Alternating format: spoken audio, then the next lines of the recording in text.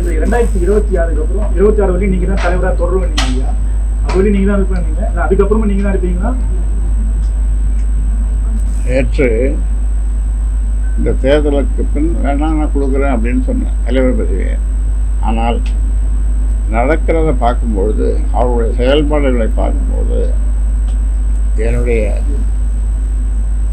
என் மூச்சுக்காற்று அலங்குற வரைக்கும் அந்த பதவியை நான் கொடுக்க மாட்டேன். அதனால் ஏன்னா நான் ஏற்கனவே சொல்லியிருக்கிறேன், நான் ஒரு நல்ல தந்தையாக, வழிகாட்டியாக இருந்திருக்கிறேன். ஆனால் இந்த மாநாட்டுக்கு பிறகு நடக்கின்ற மாநாட்டின் போதும் மாநாட்டுக்கு பிறகு நடக்கின்ற செயல்களை பார்க்கும்பொழுது எனக்கு மிக மிக வருத்தமாக இருக்கிறது.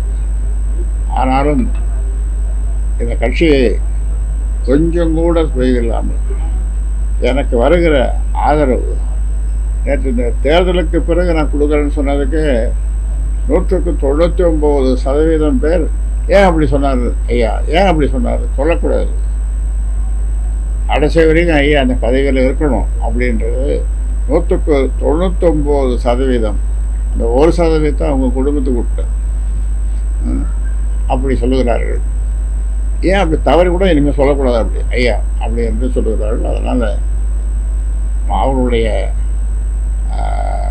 வார்த்தைக்கு ஏற்ப, அவருடைய விருப்பத்துக்கு ஏற்ப இப்பொழுது நான் சொல்லுகிறேன், என்னுடைய மூச்சு காற்று நிற்கும் வரை அந்த பதவியில் நான் இருப்பேன். ஆனால் அதாவது என் குடும்பத்தை சேர்ந்தவர்கள் எந்த பொறுப்புக்கும் அரசியலுக்கு வரக்கூடாது என்று கட்சி ஆரம்பிக்கும் போது நான் சொன்னேன். ஆனால் அதை காப்பாற்ற முடியவில்லை. என்னால் வெளித்தெழுமலை பொன்னுசாமி இன்னும் பலருக்கு அந்த பொறுப்புகளை கொடுக்கும்பொழுது அவருடைய செயல்பாடுகள் மனதிற்கு திருப்தியாக இல்லாத நிலையில் இவருக்கு கொடுக்க வேண்டும் என்று கட்சியில் உள்ள மூத்த தலைவர்கள் எல்லாம் வற்புறுத்தியதன் பேரில் அந்த பொறுப்பை, அதாவது அமைச்சர் பொறுப்பை 35 வயசில் சுகாதார அமைச்சராக அவரை நியமிக்கும். வருஷத்துலேயே என்னால் தாக்க பிடிக்க முடியல, நான் வந்துடுறேன் அப்படின்னு சொன்னபோது தினம் பேசி இப்படி செய்யணும் அப்படி செய்யணும்னு தினம் பேசி அவரை சமாதானப்படுத்தினேன்.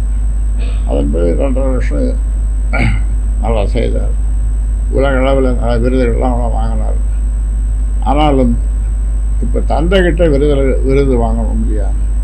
தந்தைகிட்ட ஒரு தந்தையை மதிக்கணும், தந்தை தாயை மதிக்கணும். அது சொன்னாலே அவர் கோபம் வருது. அதான் celebrate your parents when they are alive or with you. அதாவது தந்தை தாயை மதிக்கணும், அவங்க சொல்படி கேட்கணும், தந்தை தாயை மகிழ்ச்சியாக வைத்திருக்க வேண்டும்.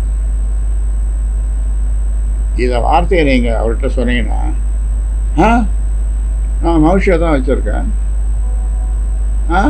நான் மகிழ்ச்சியாக தான் வச்சுருப்பேன் அப்படின்றார். எப்படி மகிழ்ச்சியாக வச்சுருப்பார்? மைக்கை தூக்கி அடிக்கிறவர், பாட்டிலை தூக்கி தாயை அடிக்கிறவர், இது மகிழ்ச்சியாக வைக்கிற இதுவா? டயா பூஸ்டர் சுகருடைய ரிமோட் கண்ட்ரோல் இனி உங்க கையில. அனைத்து மருந்து கடைகளிலும் கிடைக்கும். செய்திகளை உடனுக்குடன் தெரிந்து கொள்ள கீழ்கண்ட கேபிள் மற்றும் டிடிஹெச் நெட்வொர்க்குகளில் எம்நாடு செய்தி தொலைக்காட்சியை காணுங்கள். பாதகம் செய்பவரை கண்டால் நாம் பயம் கொள்ளலாகாது பாப்பா.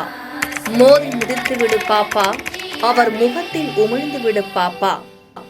அண்மை செய்திகளை உடனுக்குடன் தெரிந்து கொள்ள இணைந்திருங்கள் எம்நாடு தொலைக்காட்சியுடன்.